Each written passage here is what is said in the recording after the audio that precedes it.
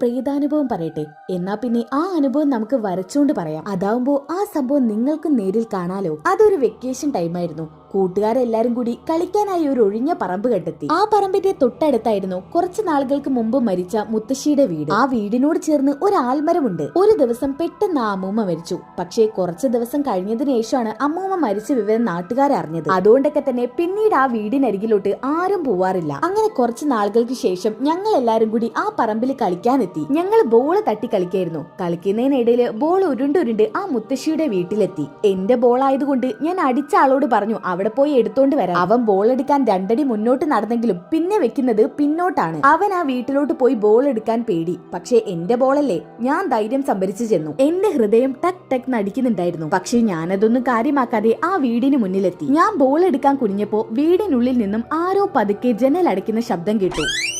ഞാൻ പെട്ടെന്ന് പേടിച്ച് വിറച്ച് മുകളിലോട്ട് നോക്കി. അപ്പോ അതാ ആ ജനലിൽ ഒരു വൃദ്ധയുടെ നിഴൽ രൂപം. അത് കണ്ട് പേടിച്ച് ശരിക്കും ഞാൻ ഷോക്കായി. പിന്നീട് ഒരു നിമിഷം പോലും അവിടെ നിൽക്കാതെ ഞാൻ വീടിന് പുറത്തോട്ടോടി. അങ്ങനെ പേടിച്ചോടി ഒരുവിധം കൂട്ടുകാരുടെ അടുത്തെത്തി. പെട്ടെന്ന് തന്നെ ഞാൻ അവരോട് കാര്യം പറഞ്ഞപ്പോ അവർ എന്നോട് ചോദിച്ചു, നീ പറഞ്ഞത് സത്യമാണോ? അപ്പോ പെട്ടെന്ന് തന്നെ ഞാൻ വിറയ്ക്കുന്ന കൈകൊണ്ട് ആ ജനലിലേക്ക് ചൂണ്ടിക്കാണിച്ചു. അപ്പോൾ ജനാലയുടെ അകത്ത് നിന്ന് ഒരു വെളുത്ത വൃദ്ധയുടെ കൈ അകത്തോട്ട് പോകുന്നതായി എല്ലാവരും കണ്ടു. ആ രൂപത്തെ കണ്ടപ്പോൾ തന്നെ ഞാനും കൂട്ടുകാരും അവിടെ നോടി രക്ഷപ്പെട്ടു. സത്യത്തിൽ അന്നാണ് മനസ്സിലാക്കിയത് നാട്ടുകാര് പറയുന്നതിലും കാര്യമുണ്ടെന്ന്. അപ്പോ എങ്ങനെയുണ്ട് എന്റെ പ്രേതകഥ? ഇഷ്ടായോ? ഇഷ്ടായാൽ ലൈക്ക് ചെയ്യാനും സബ്സ്ക്രൈബ് ചെയ്യാനും കമന്റ് ചെയ്യാനും മറക്കണ്ട. പിന്നെ എയ്ക്ക് അയച്ചു കൊടുത്ത് ഒന്ന് കളർ ചെയ്യാൻ പറഞ്ഞപ്പോ ഇതുപോലെ ആക്കി തന്നിരിക്കുന്നു.